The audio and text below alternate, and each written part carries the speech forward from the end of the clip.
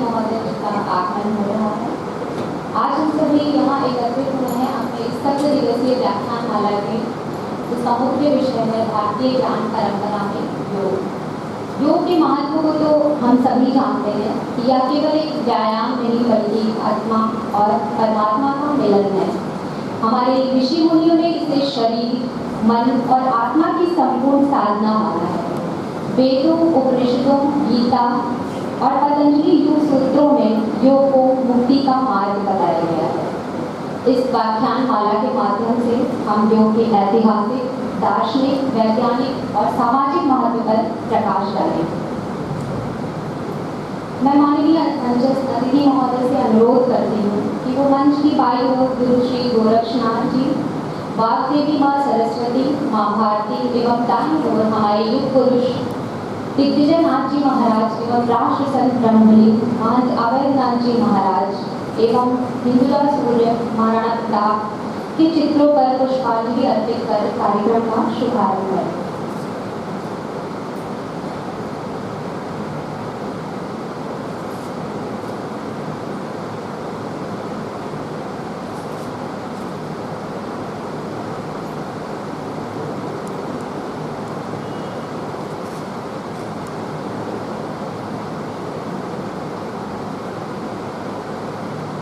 जी से निवेदन अपना स्थान करें।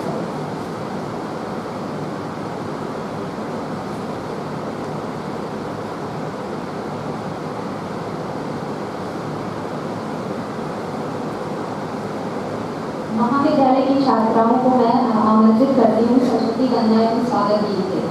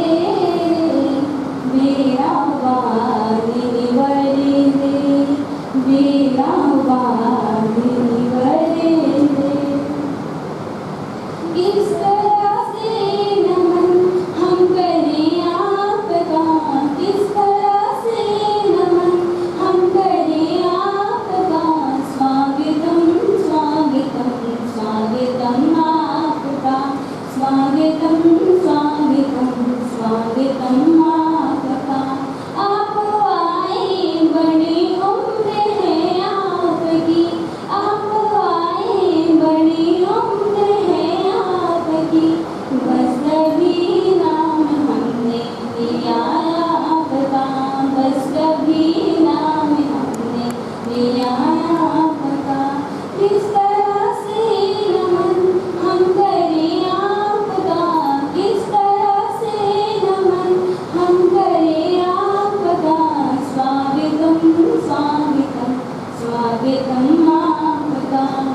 स्वागतं स्वागतं स्वागतं महाकथा।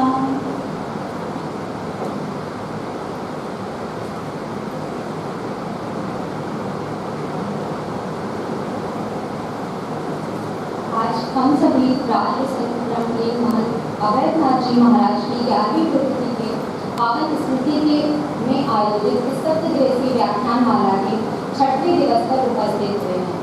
आज इस व्याख्यान कार्यक्रम का मुख्य विषय है भारतीय ज्ञान परंपरा में योग। इस विषय पर हमारा मार्गदर्शन करने के लिए हम सभी के समक्ष उपस्थित हैं डॉक्टर बलवान सिंह सर रक्षा अध्ययन विभाग के पूर्व एसोसिएट प्रोफेसर रह चुके हैं, जो कि उनके महाविद्यालय का नाम है भटवली बाजार पीजी कॉलेज।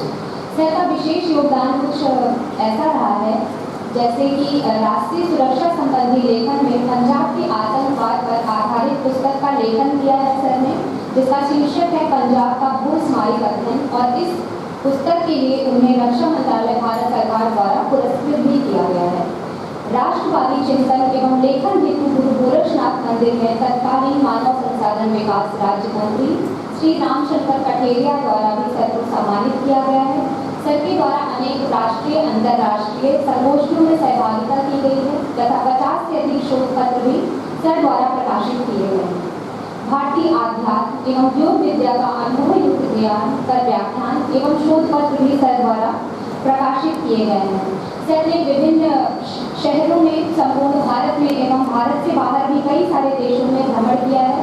इनके भ्रमण का उद्देश्य अलग अलग रहा है, जैसे कि भारतीय सुरक्षा की दृष्टि से एवं ज्ञानार्जन एवं अध्ययन हेतु संपूर्ण भारत का भ्रमण तथा भारत से संलग्न पाकिस्तान एवं चीन सीमा क्षेत्र तथा पूर्वोत्तर क्षेत्रों का भ्रमण।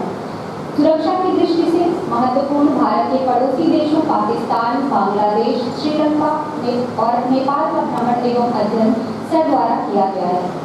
सर ने ज्ञानार्जन हेतु भी विश्व के महत्वपूर्ण देशों जैसे America, Britain, France, Germany, Italy, Switzerland तथा भारतीय सांस्कृतिक दृष्टि से महत्वपूर्ण मॉरिशस, कंबोडिया एवं थाईलैंड का भी भ्रमण किया है। सर, यह महाविद्यालय परिवार आपको पाकर आह्लादित है। आपका सर इस महाविद्यालय हमारा महाविद्यालय आपका स्वागत, वंदन एवं अभिनंदन करता है। साथ ही हमारे साथ अध्यक्ष के रूप में उपस्थित हैं श्री नंदन शर्मा सर। सर, आपका भी बहुत बहुत स्वागत एवं अभिनंदन है तथा सभागार में उपस्थित सभी शिक्षक, छात्र छात्राएं, आप सभी का भी हार्दिक स्वागत एवं अभिनंदन है। अब मैं अध्यक्ष महोदय जी से निवेदन करती हूँ कि वे अतिथि महोदय को स्मृति चिन्ह में महाविद्यालय की पुस्तकें भेंट करके सम्मानित करें।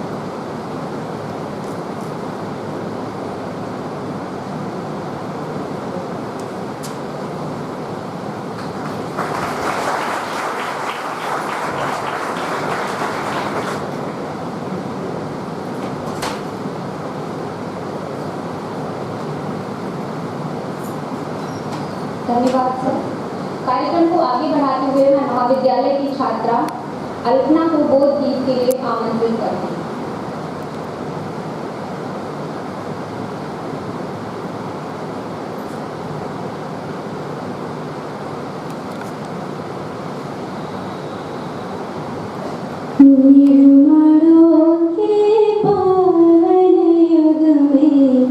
हम चरित्र निर्माण न भूले, स्वार्थ साधना की आदि में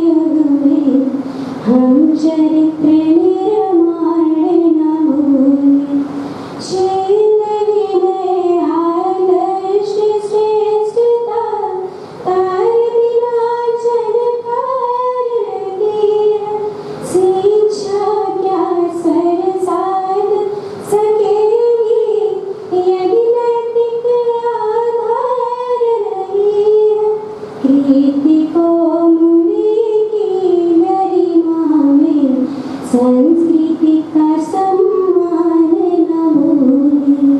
निर्माणों के पावन युग में हम चरित्र निर्माण न भूले। आविष्कारों की कृतियों में यदि मानव का प्यार रही है, श्रीमयी विज्ञान व्यर्थ है, प्राणी का उपकार नहीं है। भौतिकता के उत्थानों में जीवन का उत्थान न भूले। निर्माणों के पावन युग में हम चरित्र निर्माण न भूले। साठ साल माँ की आंधी में वसुधा का कल्याण न भूले। निर्माणों के पावन युग में हम चरित्र निर्माण न भूले।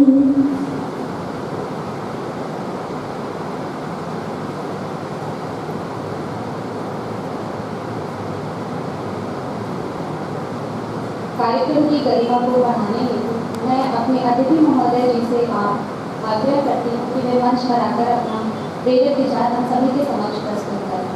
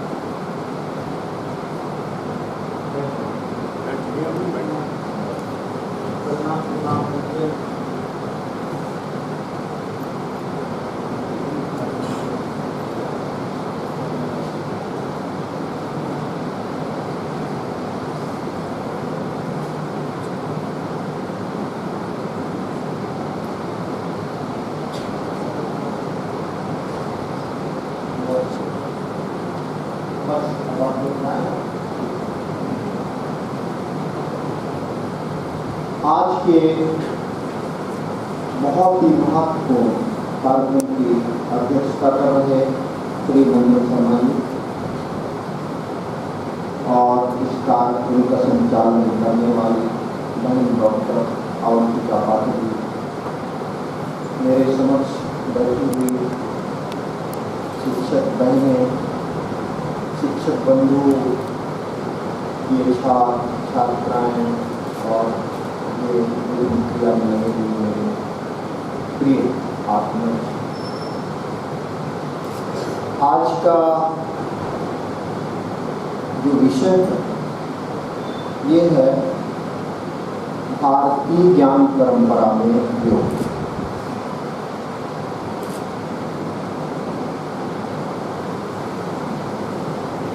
आप लोग क्या ऐसे टहलते रहेंगे? नहीं चलेगा, सेट करेंगे और एकदम शांत हो जाएंगे। आप भी जो फोटो होगी बैठ जाएंगे।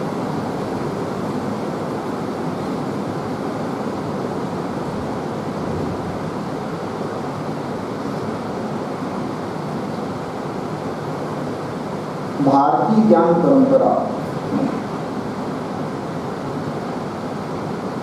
एक ऐसी समृद्ध परंपरा है, हजारों वर्षों से। परंपरा शब्द ही है, परंपरा का अर्थ ही है जो बहुत प्राचीनतम समय से जो चली आ रही है। और ज्ञान परंपरा, ज्ञान आवश्यकता ज्ञान की क्यों है? हम जो भी ज्ञान अर्जित करते हैं इसलिए कि हम जीवन की समस्याओं का समाधान कर सकें, या जीवन में कुछ भी होने वाला है उसको हम जान सकें। एक बहुत बड़ी बात है, अज्ञान से भय उत्पन्न होता है और ज्ञान से भय दूर हो जाता है, जिसको अभय की स्थिति कहते हैं। सिंपल सी बात, कोई जो दिल्ली नहीं गया है, बॉम्बे नहीं गया है, आप उसको बैठा दिए ट्रेन में जाओ तो उसके अंदर भय होगा, क्योंकि उसको कुछ पता नहीं है, जाएंगे, शंकाएं होंगी, क्या होगा, कैसा होगा। और भले ही वो बेपढ़ा हो, 10 बार दिल्ली गया है, तो उसको ज्ञान है कि अगर वहाँ स्टेशन में उतरेंगे, वहाँ से वहाँ चले जाएंगे, वहाँ चले। मतलब एक सिंपल उदाहरण, या अध्यात्म में एक उदाहरण आता है कि रस्सी पड़ी हुई है, अज्ञान है, पता नहीं है क्या है, तो सर्प का भय बना रहता है। और जब जान लिया ये तो रस्सी है, तो हम उससे भयभीत फिर नहीं हो। तो ज्ञान मनुष्य के प्रारंभिक काल से ज्ञान अर्जन, जिज्ञासा। आज का बच्चा भी आप देखते हैं जैसे जन्म होता है वो एकदम से जानना चाहता है, माता पिता से सीखेगा, हर चीज पूछेगा, कितने क्वेश्चन करता है। तो मनुष्य प्रारंभिक काल से जितने प्रकार की जिज्ञासाएं थी वो उसको जानने का उसने प्रयास किया, ताकि दो चीजें हों, जीवन, बाह्य जीवन उसका सरल हो, सुखद हो, आंतरिक जीवन में उसको एक संतुष्टि हो। सबसे बड़ी चीज है कि मैं अंदर से अपने जो भी है उससे मैं संतुष्ट हूँ। इसलिए जो भारतीय ज्ञान परंपरा है इसके दो मार्ग हैं। इसको कहा गया है डबल एरोड नॉलेज, मतलब दो तीर चलते हैं भारतीय ज्ञान परंपरा की बात करें। प्रारंभ से एक तो चलेगा बाहर हमको जानना है, तो बाहर क्या जानेंगे आप उपयोगिता की चीजें जानेंगे, क्या क्या हमको चाहिए। मान लीजिए सामान्य तरीके से पहले क्या होता था कि युद्ध होते थे तो हमारे यहाँ धनुर्विद्या सिखाई जाती थी। हम बीमार होते थे, इलाज के लिए आयुर्वेद हो गया, कुछ कैलकुलेशन की जरूरत है तो गणित हो गया, ऊपर देखते थे तो हमें नक्षत्र तारे दिखाई देते थे, जिज्ञासा होती थी ये क्या है, खगोल विज्ञान हुआ। इस प्रकार से हमने विभिन्न प्रकार के बाहर के ज्ञान जो हमको जरूरी थे, जितने प्रकार की जरूरत की चीजें थी, विज्ञान और कला। विज्ञान उसे कहते हैं जिस कार्य को हम करें और हर जगह वही परिणाम आए, तो विज्ञान हो गया। आर्ट, कला वो चीज है जिसका परिष्कार तो होता है लेकिन आप फिक्स रिजल्ट नहीं कह सकते। देखिए फर्क कितना है। एक मैं सामान्य परिभाषा बच्चों को बता रहा हूँ। कला जैसे नृत्य है, एक बार जो नृत्य किया किसी ने, चाहे जितना बड़ा आर्टिस्ट हो, दोबारा वैसा वो नहीं कर सकता। उससे वो अच्छा कर सकता है, उससे वो कम कर सकता है। क्यों? क्योंकि वो सब्जेक्टिव मैटर, मनुष्य है, उसके अंदर चेतना है, मन है, स्थिति है, परिस्थिति है, भाव भंगिमा है, वैसा रिपीटिशन नहीं हो सकता। जितनी कलाएं हैं सब कलाओं का गायन है, नृत्य है, जो भी। तो कला एक बहुत ही आपके जीवन को सरस सुखद बनाने वाली विद्या है। विज्ञान पदार्थ आधारित है, उपकरण आधारित है, उसके रिजल्ट लगभग फिक्स हो गए। परिस्थितियाँ यदि वैसे हुई तो हमारे यहाँ विज्ञान और कला बाहर के क्षेत्रों का ज्ञान प्राप्त करने के लिए ये सब था। लेकिन कहीं विश्व में अंदर के विज्ञान कि भाई वो छोड़ दिया, लेकिन भारत ने उसको पकड़ा। भारत ने ये कहा कि भाई आखिर हम ये जो बाहर जो कुछ भी चीजें कर रहे हैं ये क्यों कर रहे हैं? इसलिए कि मैं जो बोल रहा हूँ मैं अंदर से सुखी हो जाऊं, संतुष्ट हो जाऊं, या एक तरीके से सेटिस्फाइड तृप्त हो जाऊं। मतलब मैं एक अंदर से खोखला, खालीपन, तनाव, चिंता से रिक्त हो जाऊं। इसलिए ज्ञान परंपरा में, हमारे यहाँ ज्ञान परंपरा में अंदर का ज्ञान कि पहला प्रश्न है कि मैं कौन हूँ, मेरा मन क्या है। ये मन कभी कभी क्रोधित हो जाता है, ये मन कभी कभी दुखी हो जाता है, कभी ये मन सुखी हो जाता है, किसी से प्रेम करता है, किसी से द्वेष करता है, और हम तमाम प्रकार की उलझनों में फंस जाते हैं। तमाम प्रकार की आदतें हो जाती हैं, कंडीशनिंग हो जाती है, मन उनका रिपीटिशन करता है, कहीं आसक्त हो जाता है, हम उससे फिर दूर होने में हमको कष्ट होता है। तो ये तमाम चीज़ों का ये सबसे बड़ा ज्ञान माना गया भारत। इसको कहा गया आत्मज्ञान, इसको कहा गया अध्यात्म ज्ञान। और कृष्ण ने गीता में कहा है कि मैं सभी ज्ञानों में अध्यात्म ज्ञान हूँ। मतलब कि बाहर का ज्ञान भी मेरे अंदर के लिए ही है। अगर बाहर के ज्ञान से मैं संतुष्ट नहीं हूँ तो बाहर का ज्ञान मेरे लिए कोई बहुत महत्व नहीं है। तो ये अंदर का ज्ञान, ये भारतीय ज्ञान परंपरा मनुष्य की पूर्णता। देखिए, मनुष्य की पूर्णता ईशावास्योपनिषद में एक श्लोक है जिसमें कहा गया, पहले श्लोक है, पूर्णमदः पूर्णमिदम्, इतने को भी आप लीजिए। ये कहता है कि जो अंदर है, जिसको निराकार ब्रह्म का क्षेत्र कहते हैं, वो पूर्ण,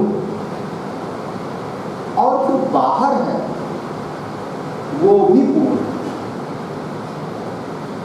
और आगे श्लोक है, पूर्ण से पूर्ण निकलता है तो वो पूर्ण ही बचता है। लेकिन बाहर का संसार और अंदर आप, ये दोनों मिला के पूर्णता हो। अगर आपने बाहर को छोड़ दिया, जैसे हमारे यहाँ ज्ञान में बहुत चीज़ें ऐसी रही कि कहते बहुत सही होता है कि भाई जगत मिथ्या है, ब्रह्म सत्य है, या जगत परिवर्तनशील है, इसकी उतनी इम्पोर्टेंस नहीं है। लेकिन ये समझाने के लिए किसी चीज़ को, किसी अध्यात्म विद्या के महत्व को प्रदर्शित करने के लिए, उस समाधि की अवस्था में जाने के लिए ये समझाया गया। लेकिन पूर्ण ज्ञान हमारे उपनिषदों में, वेदों में, गीता में संसार को छोड़ने का विधान नहीं है। पूर्णता मनुष्य की तभी है। देखिए, संसार एक प्रयोगशाला है। आप बहुत योगी भी हैं, योगस्थ भी हैं, आपकी तृष्णा नहीं है, और जब आप संसार में आते हैं और आप संसार की माया जाल में फंस जाते हैं। तो ये प्रयोगशाला, असली प्रयोगशाला ये भी तो परमात्मा का ही स्वरूप है भाई। वही परमात्मा तत्व जब निकल जाता है तो ये शरीर निस्तेज होके बेकार हो जाता है। तो ये संसार भी पूर्ण परमात्मा का ही अंश है। और मैं जो अंदर बैठा हुआ जो मैं बोल रहा हूं ये निराकार है। साइंस में अगर आप देखेंगे तो प्रत्येक मैटर के अंदर, आपने जो भी साइंस के विद्यार्थी होंगे हाई स्कूल इंटर तक के भी तो जानते हैं कि भाई मैटर पदार्थ के अंदर एक न्यूक्लियस होता है, केंद्रक होता है, केंद्रक के चारों ओर एटम इलेक्ट्रॉन प्रोटॉन न्यूट्रॉन चक्कर लगाते हैं, लेकिन न्यूक्लियस वो टोटल वैक्यूम खाली है। ऐसे ही और वही न्यूक्लियस के चारों ओर वो उनको गाइड करता है, मतलब उसी से। लेकिन ऐसे ही हमारे अंदर एक वैक्यूम है जिसको हमने निराकार ब्रह्म कहा, परमात्मा तत्व कहा। उसी से मेरी ये आवाज निकल रही है, उसी वैक्यूम से पावर मिल रही है। लेकिन मैं बोलूँगा क्या? बोलूँगा वो जो मेरे अंदर कंप्यूटर में फीड किया। फीडिंग यही हुई, मैंने हिंदी सीखी, मैंने ज्ञान सीखा, मुझे बताया गया बच्चे को ये माता है, ये पिता है, ये तुम्हारा गोत्र है, ये तुम्हारा देश है, ये रिलेटिव है, ये दुश्मन है, ये तो भी फीडिंग के आधार पर कोई इंग्लिश बोलता है, कोई जर्मन बोलता है, कोई हिंदी बोलता है, दूसरा है ना। तो मैं जो बोल रहा हूँ मैं निरपेक्ष हूँ। जो संस्कार मेरे पढ़े हुए, मैंने कंप्यूटर साइंस में अगर बहुत महारत हासिल कर ली तो मैं उसी की विधा का मैं आपको नॉलेज दूंगा। तो भारतीय ज्ञान परंपरा अपने अंदर को जानने का एक एरो अंदर जानने के लिए जाता है और एक एरो बाहर, तभी वो पूर्ण ज्ञान प्राप्त हो। तो योग विद्या की बात आती है ना, भारतीय ज्ञान परंपरा में योग। तो योग जो है अंदर का विज्ञान। योग क्या कहता है? पतंजलि कहता है कि योगस चित्त वृत्ति निरोध। अब देखिए चित्त जो है हमारा संस्कारों का संग्रह जहां होता है, जो फीलिंग होती है। जैसे आप कहते हैं ना, एक आंख के सामने से 1000 चीज गुजरती ना, तो 1000 चीज के स्नैप्स वो अंदर फील हो जाता। इतना बड़ा वो ग्रैस्प करने की क्षमता है। हर चीज गुजर रही है, हम देख रहे हैं और वो रिएक्ट भी कर रहा है, रिएक्ट करता है। ऐसे हम आप लोगों को देख रहे हैं, हर व्यक्ति को देख करके रिएक्शन पैदा होता है।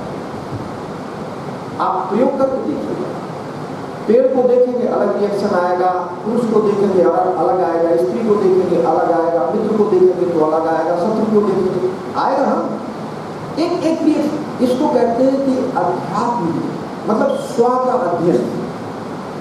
आप अपने का अध्ययन कीजिए, देखिए अपने को कि मैं देख रहा हूं, इसकी फीडिंग हुई, मैं सुन रहा हूं, इसकी फीडिंग हुई, और फीडिंग के साथ साथ रिएक्शन भी हो रहा है। वो तुरंत क्रिया करता है, ये है, ये है, ये अच्छा है, ये बुरा है, ये अपना है, ये पराया, ये चलता है कैलकुलेशन। अब ये बचपन से लेकर के हमारे यहाँ माना जाता है भाई कई जन्मों के संस्कार संग्रहित होते हैं, लेकिन बचपन से लेकर के हम जो भी पढ़ते, देखते, सुनते, जिस संग में रहेंगे, अच्छों के संग में रहेंगे तो फीडिंग होगी, बुरों के संग में रहेंगे तो फीडिंग होगी, वैसे ही प्रतिक्रिया होगी, वही हम क्रिया करेंगे। ये हमारे हाथ पैर शरीर तो क्रिया करने के अंग हैं। और फीड जो अंदर है, चेतना उसके नीचे है, वो निर्विकार है, स्पीड के थ्रू ऊपर आती है और वही क्रियाकलाप सब करती है, वैसे एक्शन दे सकता है। तो चित्त की वृत्ति, वृत्ति का अर्थ है जो आदतें, आवृत्ति, बार बार जो हमने किया, बार बार जो हमने सीखा, देखा, सुना, वो चित्त में आवृत्ति के रूप में भरा। अब पतंजलि कहता है योग क्या है? योग, अच्छा, ये वृत्तियां ही मन को बाहर ले जाती। जैसे हमारे अंदर किसी नशे की वृत्ति है तो वो बार बार इच्छा करेगी कि वो चलो वहाँ चलते हैं, वहाँ नशा करेंगे, या कहीं आसक्ति है तो हम वृत्ति वहाँ ले जाएगी। किसी से झगड़ा है तो क्रोध करेगा उसको, कहीं पढ़ने जाना है वही आवृत्ति करेंगे, जो क्लास छूट रहा है, हमें तो नॉलेज प्राप्त करनी, हम पढ़ेंगे। कुछ भी ये वृत्तियाँ जो संग्रह है, इसकी निवृत्ति अगर हो जाए तो हम प्योर चेतना बिना किसी संस्कार के बचेंगे। तो फिर जो मैं बोल रहा हूँ, मेरे बाहर जाने का उपाय ये समाप्त हो गया। तो योग क्या है? तो मैं जो बोल रहा हूँ, मैं फिर बाहर ना जा करके अपने जो मेरा स्वरूप है उसमें मैं स्थित हो जाऊंगा। योग चित्त वृत्ति निरोध। योग तब होगा जो मैं बाहर जा रहा हूँ, मैं अपने में स्थित तब होऊंगा, योग तब होगा जब ये चित्त की वृत्तियों का, आदतों का निराकरण हो जाए। लेकिन प्रश्न ये उठता है कि अगर ये संस्कारों का, आदतों का जो भी फीलिंग है, इसका निराकरण अगर हो गया तो संसार के लिए तो मैं बेकार हो जाऊंगा। भाई यही फीलिंग के आधार पर तो मैं ज्ञान दे रहा हूँ, मैं सीख रहा हूँ, मैं एक्शन कर रहा हूँ, क्रिया कर रहा हूँ। बात समझ नहीं? ये बहुत बड़ा एक जंक्शन पॉइंट है। इसका मतलब हम बिना किसी संस्कार के समाधि में चले जाएंगे। ये पतंजलि कहता है कि यम नियम आसन प्राणायाम प्रत्याहार धारणा ध्यान और समाधि, संप्रज्ञात समाधि और असंप्रज्ञात समाधि। मतलब हमारे बीज हैं और फिर भी मन हमारा एकाग्र है, तो संप्रज्ञात, कुछ संस्कारों के साथ मैं अपने में स्थिर हो गया हूँ, मन मेरा भटकता नहीं है, लेकिन वो संस्कार भी अगर खत्म हो जाए तो असंप्रज्ञात समाधि में मैं चला जाऊंगा। तो क्या होगा कि मैं एक शून्य की अवस्था में होगा, निर्बीज समाधि होगा, मुक्त उसको कहते हैं कि वो मुक्त, जीवन मुक्त व्यक्ति होगा। अब क्या होगा, जब वो समाधि घटित हो जाती है तो फिर मेरा समस्त वृत्तियों से, देखिए जो आदतें थी उनसे संपर्क खत्म हो, ठीक है ना। संपर्क खत्म होने के बाद फिर मन बाहर खत्म नहीं, मतलब मन खत्म नहीं होगा, मन बाहर आएगा। अब वो बिना वृत्ति का, बिना आदत का मन है। बहुत बड़ी बात हम बता रहे हैं। बिना वृत्ति का, बिना आसक्ति का, बिना अपने पराये का, बिना प्रतिक्रिया करने वाला मन बाहर आएगा। अब वो जो क्रिया करेगा वो योगी की क्रिया। अब वो क्या करेगा कि भाई जो दायित्व है वो इंद्रिया, कृष्ण कहते हैं कि इंद्रियेषु वर्तन्ते। मतलब कृष्ण कहते हैं गीता में अर्जुन से कि बिना क्रिया के तो कोई रह नहीं सकता, उसको कर्म तो करने पड़ेंगे। अब वो जो कर्म करेगा वो अनासक्त भाव से, जिसको कहा गया कर्मयोग, अनासक्त कर्मयोग। अभी हम आसक्ति के आधार पर कर्म करते हैं। हर कर्म में हमारे भेद है। क्यों भेद है? हम जो देखते हैं क्यों भेद पैदा होता है। ये मेरा है, इसके लिए ये काम, ये तेरा है, इसके लिए ये काम, ये मित्र है, इसके लिए ये काम, ये शत्रु है, इसके लिए ये काम, ये अपना है, ये मन का स्वभाव है, जैसी वृत्ति भरी है वैसा वो करेगा ही करेगा। कभी भी आप ये तो स्वाभाविक है, कोई भी माँ अपने बच्चे के साथ जो करेगी वो दूसरे बच्चे के साथ, चाहे वो जितना बाहर से देखने में एक लगे, लेकिन भेद तो होगा, भेद तो होगा। अगर नहीं भेद हो रहा तो वो समाधिस्थ जीवन मुक्त आत्मा है। तो फिर योगी कृष्ण जो है, कृष्ण के समक्ष पूरा महाभारत होता। हम उनको भगवान क्यों कहते हैं? इसलिए कहते हैं कि वो निरपेक्ष भाव से जो सामने कर्म है वो कर रहे हैं। कहीं आपने कृष्ण को रोते हुए, हंसते हुए मुस्कुराते देखा होगा, लेकिन ऐसा नहीं होगा कि अभिमन्यु की मृत्यु भी होती है तो भी वो विचलित होकर के, अर्जुन विचलित है, सब विचलित है, लेकिन वो विचलित नहीं है, वो सम अवस्था में। गीता में कहा गया समत्वम योग कुछ, एक ऐसी सम अवस्था में योग स्थित हो जाता है कि वो क्रियाएं करता है। जन्म वो आदेश राजपाट चलेगा, जिसको दंड देना है दंड देगा, जिसको जो करना है वो करेगा, लेकिन भेद रहे। तो ये योग विद्या है, अपने को जानने की, जीवन मुक्त होने की, तभी वो परम आनंदित, परम संतुष्ट हो। तो योग पर तो ये व्याख्यान, लेकिन प्रश्न ये उठता है कि भाई योग में हम स्थित कैसे हैं? तो पतंजलि ने 8 अंग बताए, यम है, नियम है। यम बाह्य जीवन आपका ठीक होना चाहिए, मतलब आप झूठ ना बोले, चोरी ना करें, तमाम ये चीजें हैं।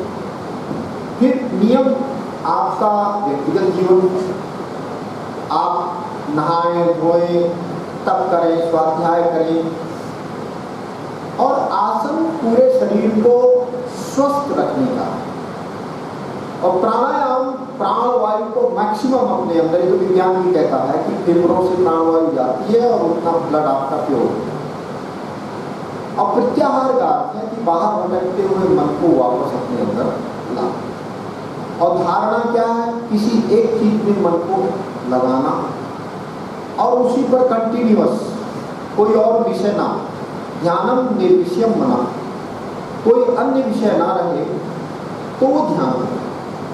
और समाधि, जब कोई विचार विकार ना रहे तो वो समाधि। ये अष्टांग योग। समय एकदम तेजी से भाग रहा है, इसको ध्यान में रखते हुए मैं 10-15 मिनट चाहता हूं कि योग करें। योग की विद्या समझाने की तो है, लेकिन प्रयोग की विद्या। तो कुछ ऐसी एक्सरसाइज 10 मिनट में करेंगे जिनसे आपका आसन, प्राणायाम और शरीर का आपका काम चल जाए, एक कॉम्पैक्ट। फिर उसको आप 15 मिनट, 20 मिनट, आधे घंटे तक बढ़ा सकते। तो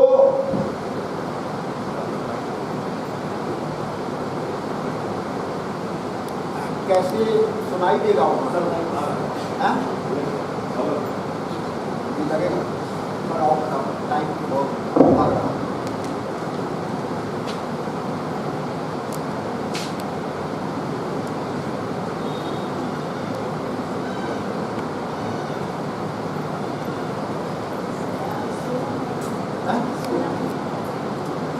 नहीं, अभी टाइम तो 12:10 तक है ना, लिखा तो 7 मिनट तक है ना। हाँ, तो 4 मिनट आगे पीछे चलेगा। मेरे साथ एक बात की जरूर होती है, योग विद्या जैसा वहाँ समय तो पता ही नहीं चलता कैसे निकल जाता, लेकिन आपके यहाँ ये फिक्स है कि 1:30 बजना।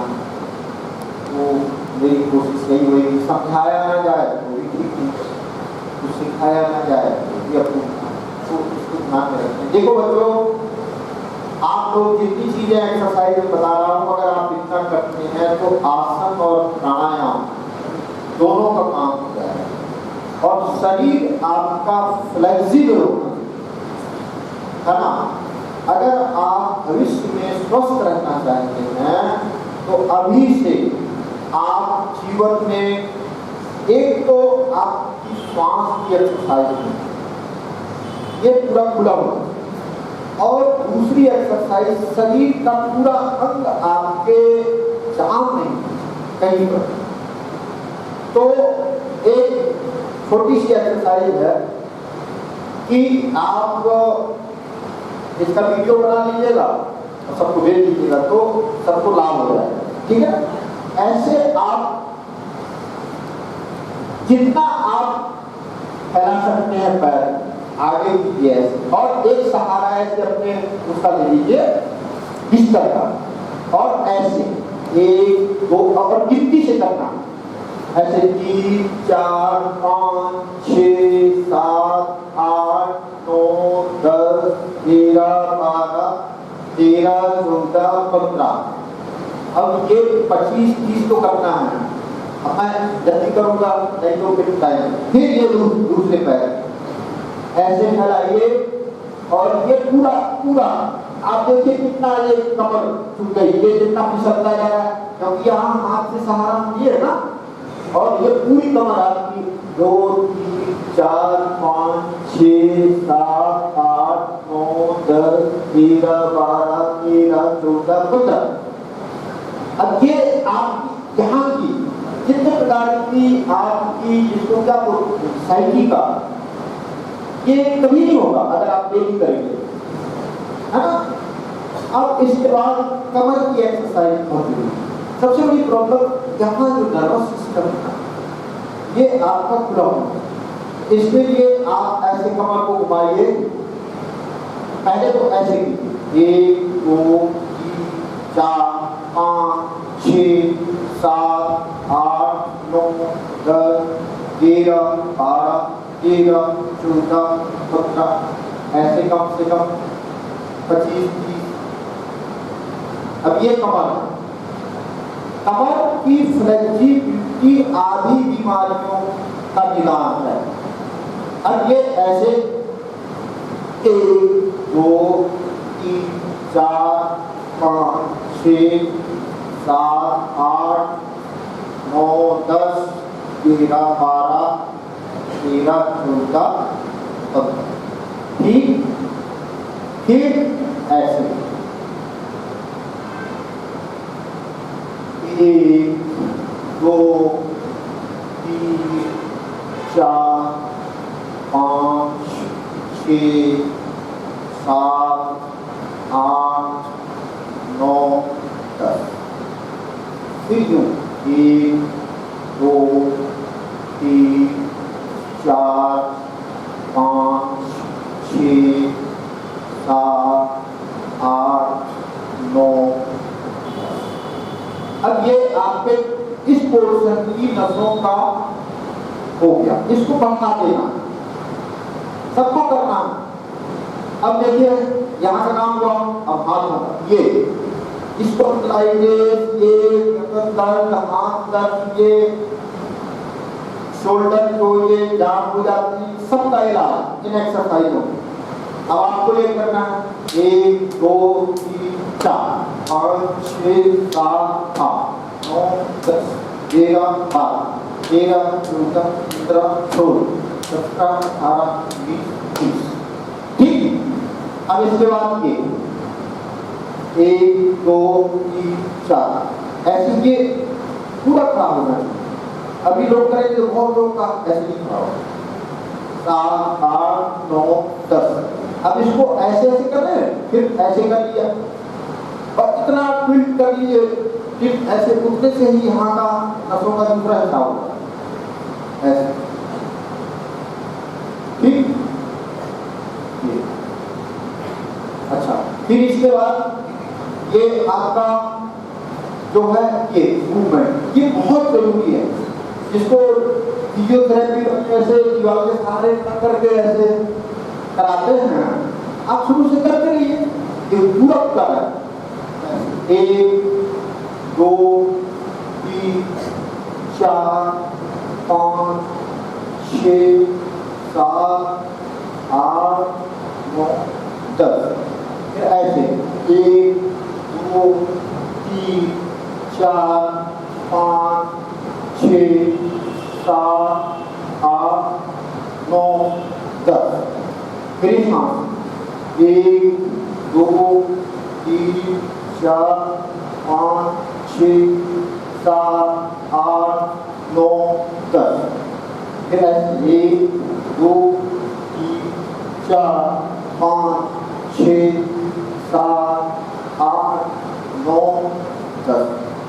अब ये होगा ऐसे 1 2 3 4 5 6 7 8 9 10। फिर ऐसे 1 2 3 4 5 6 7 8 9 10। इस चीज संख्याओं को 10 से शुरू कीजिए, 15 कीजिए, 20 कीजिए, 25 कीजिए। आप आधे घंटे का बनाइए प्रोग्राम, है ना, टोटल एक्सरसाइज। अब फिर ये हार्ट के लिए बहुत महत्वपूर्ण एक्सरसाइज है। ये यहाँ का काम हो गया। अब ये हार्ट को खोलिए, ये ऐसे 1 2 3 4 5 6। अच्छा, आंखें भी ऐसे करेंगे तो नीचे, ऐसे करेंगे तो ऊपर, तो आंखों की भी एक्सरसाइज होती जाएगी, है ना। 7 8 9 10 11 12 13 14 15 16 17 18 ऐसे, ठीक। अब इसके बाद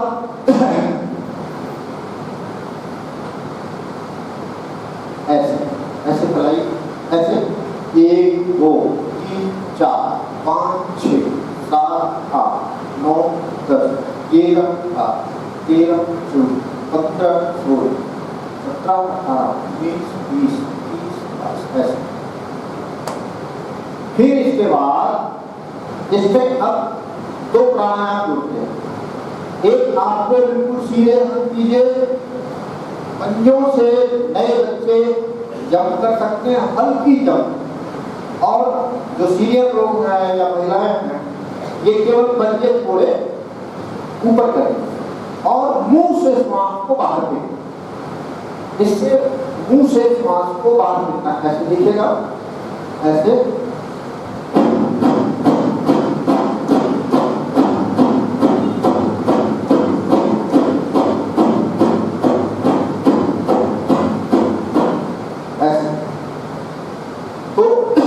इसको भी 100 बार लगभग 20 बार 25 बार जितना कर सकते हैं।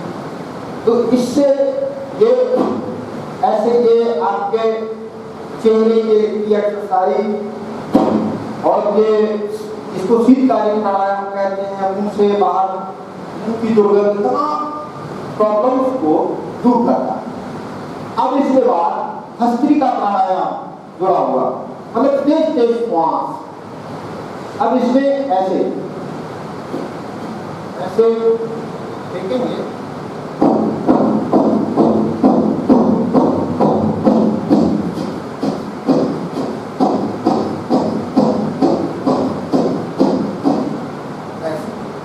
तो इससे क्या होगा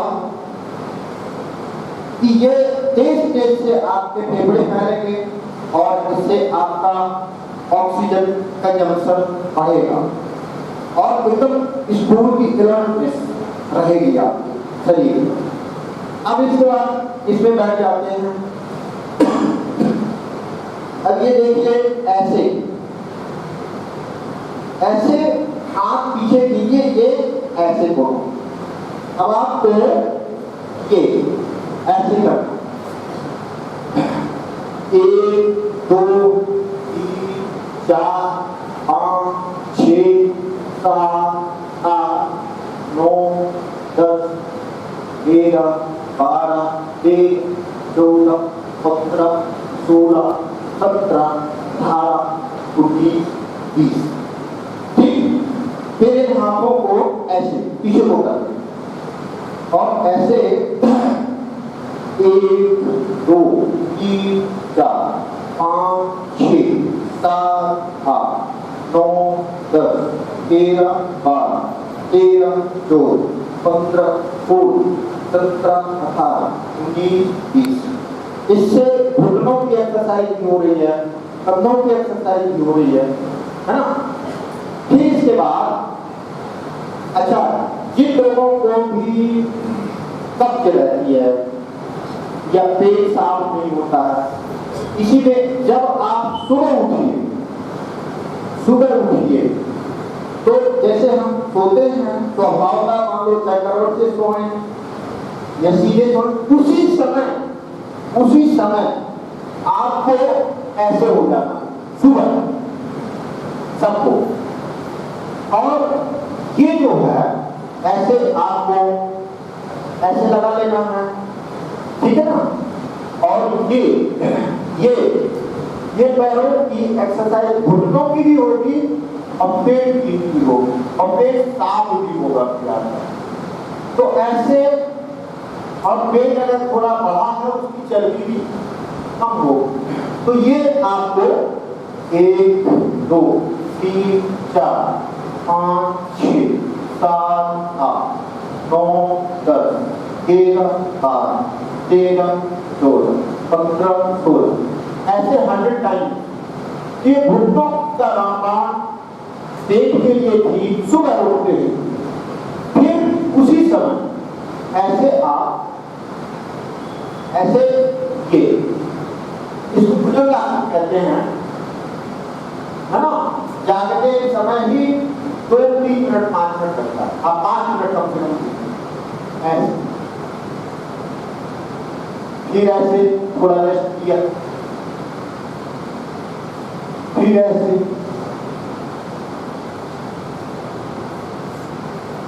तो ये जो है अगर आप ये सुबह सुबह कर लेते हैं तो इससे फिर सुबह के लिए जो है, जैसे सुबह आप गर्म पानी पीने का प्रयास करें। गर्म पानी पीजिए, 1 गिलास से शुरू कीजिए 200 ml से, और सिप करके मतलब धीरे धीरे चाय करें। और फिर ऐसे खड़े होकर ये जो है आप श्वास आप ऐसे भी कर सकते हैं, ऐसे भी उल्टियां बंद इसको कहते हैं। ऐसे श्वास को बाहर निकालिए और बाहर रोक, और फिर पेट को अंदर धीरे धीरे भी, उसको ऐसे नहीं ज्यादा झटके नहीं करना ताकि ऊपर जाए, बिल्कुल धीरे।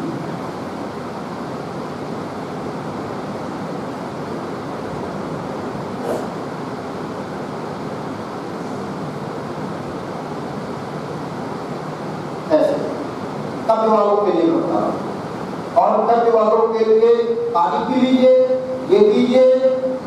फिर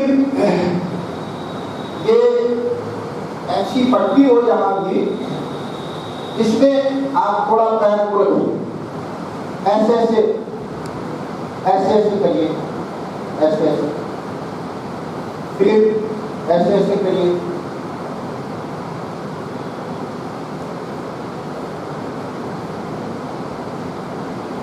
और फिर थोड़ा पानी पीजिए, टहलिए।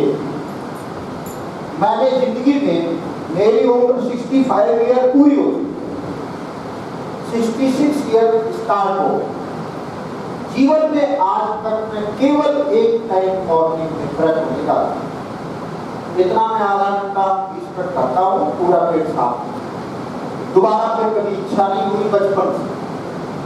तो पेट साफ होना बहुत जरूरी। इसके लिए हल्का हल्का पानी पीजिए, टहलिए, कुछ ऐसे कीजिए, कुछ थोड़ी मूवमेंट कीजिए, और जब प्रेशर लगे तब आप फिर सोने जाए, ठीक है। अब हम समय को देखते हुए एक प्राणायाम थोड़ा कर लेते हैं, एक अनुलोम विलोम। अनुलोम विलोम सब जानते हैं, एक नासिका से भरना और दूसरी से निकालना, फिर जिससे निकालेंगे उसी से भरेंगे और फिर दूसरी से निकालेंगे। यह अनुलोम विलोम सिंपल प्राणायाम। एक्सरसाइज करने के बाद ये प्राणायाम कर लीजिए, हैं? आप जो पूरा टाइम कितना है? 12:20 तक का सर, 12:20 तक का टाइम लेके बताइए। इसके बाद बंदे अध्यक्ष जी बोलते हैं पूरा टाइम को हटा दिया। आप कहिए। तो आपको ये अनुलोम विलोम प्राणायाम ये आपके पूरे मस्तिष्क को, देखिए मस्तिष्क यहाँ से डिवाइड रहता है, किसी न किसी कोई ना कोई पोर्शन जाम रहता है। इसलिए आप देखते होंगे कि आपका एक नासिका से श्वास चलती है, एक से बंद है। इसका मतलब है कि आपका फ्री फ्लो नहीं, और जब तक फ्री फ्लो नहीं होगा, तब तक ये कोऑर्डिनेशन या ये दोनों मस्तिष्क का जुड़ाव नहीं होगा। इसीलिए ये अनुलोम विलोम जो है सदैव आप देखिए एक चले एक हल्की चले, लेकिन चलनी दोनों चीज, अगर एक चलती है एक बिल्कुल नहीं चलती तो जाम होगा। तो इसको बोलने का तरीका ये अनुलोम, बहुत धीरे धीरे ऐसे भरना है, फिर ऐसे बंद करके दूसरी नासिका से निकालना।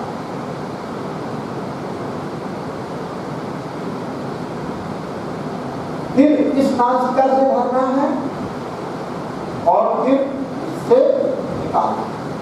ऐसे कम से कम 15-20 बार आपको करना चाहिए। बैठे बैठे अगर आपके पास समय हो और युवा बच्चे होना चाहते हैं तो भस्त्रिका प्राणायाम, कपालभाति, ऐसे आप थोड़ा करेंगे तो और खुल जाएगा। ये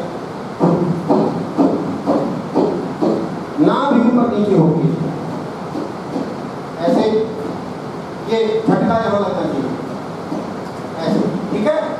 तो इसको आप कर लीजिए।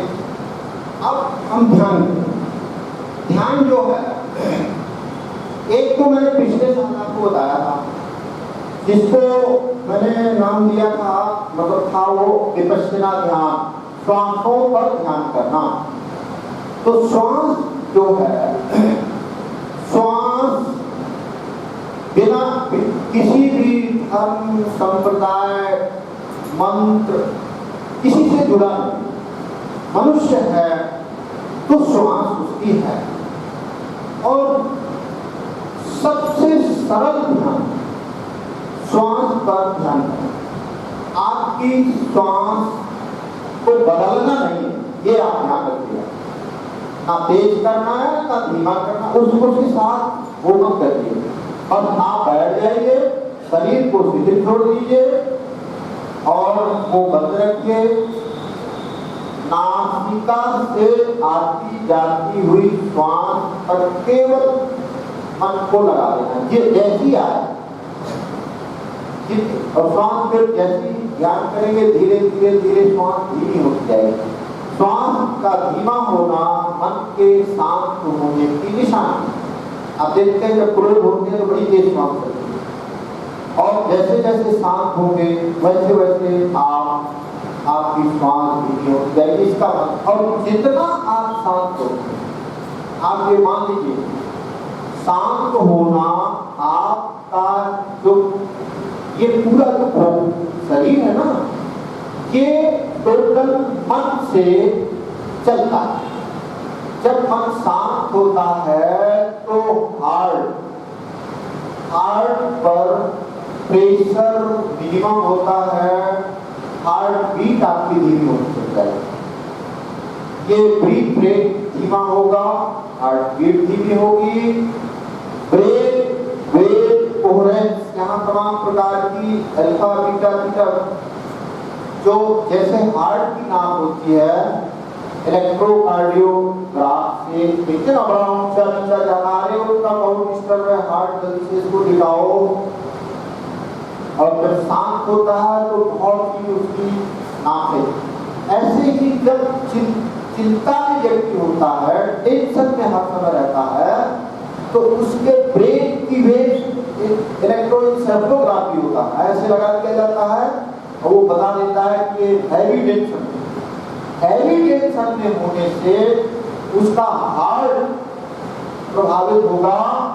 जितनी ग्रंथियां हैं पैंक्रियास से लेके जो कुछ भी हैं वो सीक्रेशन डिस्टर्ब होगा, डायबिटीज होगी, भोजन नहीं पचेगा, तमाम प्रॉब्लम जो है ये मेंटल एबनॉर्मैलिटी जिससे अशांत मन से होगा। तो ये जो ध्यान का लाभ है वो आपके हार्ट को रिलीफ देता है, इसके ब्रेन को रिलीफ देता है, पूरा सिस्टम का नॉर्मलाइजेशन ध्यान का उद्देश्य है। Normalisation, meditation is a total normalisation of human mind and body. तो ये कब होगा? जितना जितना हम शांत हैं। तो आप और ये ध्यान ऐसा है कि आप कुर्सी में बैठे ऑफिस में हैं, बस अपना रिलैक्स छोड़ दिया, पूरा ढीला छोड़ दिया, कुर्सी में बैठे हैं, 10 मिनट का समय पीरियड बचे हैं, हम बस श्वास पर क्या कर रहे हैं, विचार आएंगे।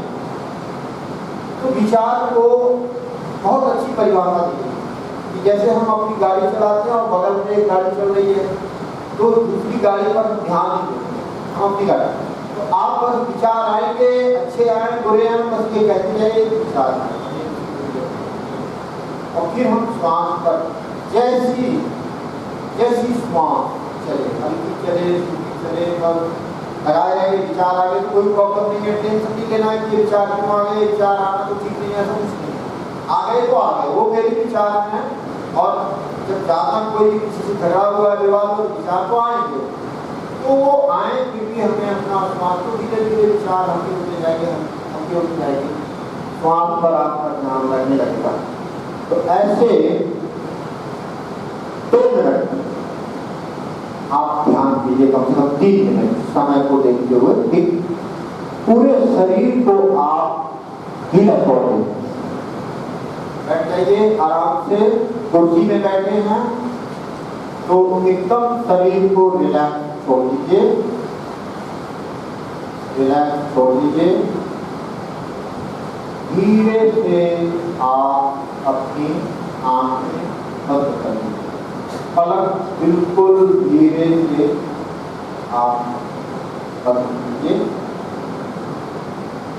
तनाव मस्तिष्क में बिल्कुल नहीं होना, आप मस्तिष्क को ढीला छोड़ दीजिए, मस्तिष्क को एकदम ढीला छोड़ दीजिए, पूरे शरीर को ढीला छोड़ दीजिए, एकदम शिथिल छोड़ दीजिए और शिथिल छोड़ दीजिए और शिथिल छोड़ दीजिए।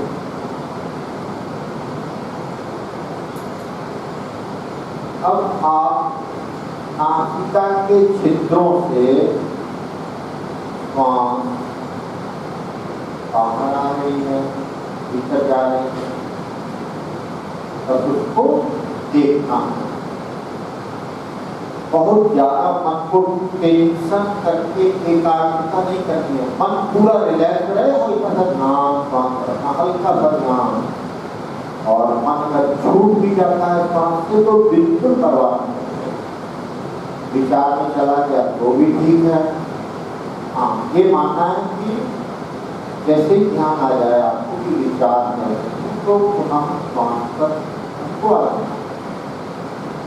ऐसे आप आती जाती हुई श्वास पर हमको लगाने का ध्यान करें। आ रही है, जा रही है, श्वास को ना तेज करना है, ना ही श्वास को धीमा करना है, सहज श्वास आ रही श्वास।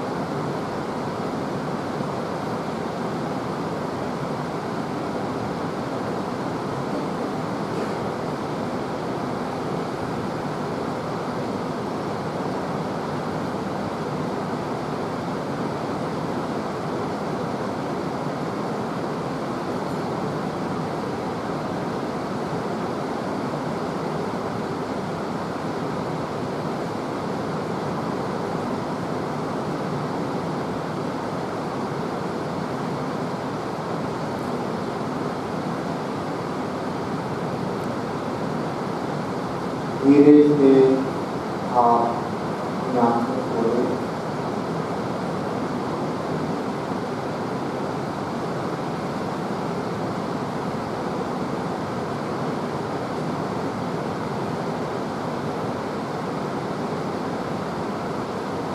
जब भी ध्यान करें तो आंखों को थोड़ा ऐसे करके आंखों में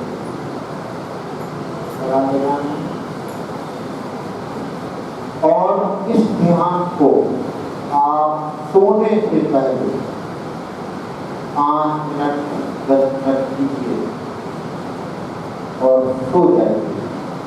बड़ी गहरी नींद आएगी और जब उठकर बैठने तो भी 5 मिनट ध्यान कीजिए। तो सुबह टाइम अचानक फौरन पकड़ते तो आपका मन शांत है। तो आपने बहुत ही ध्यानपूर्वक मेरी बात सीखा। जीवन में थोड़ा सा ये भारत जानने का प्रयोग जरूर किया। सबसे बड़ा काम उसको जोड़िए जीवन सुखी और रहेगा। धन्यवाद।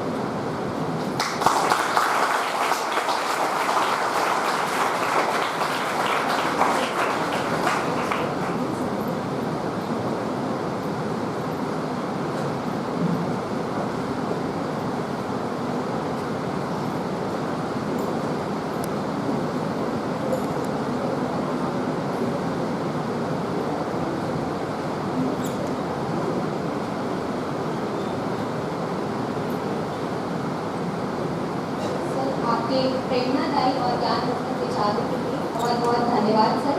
निश्चित रूप से आपने योग के महत्व को बहुत सरल और तात्पर्य ढंग से हम सभी के समक्ष रखा।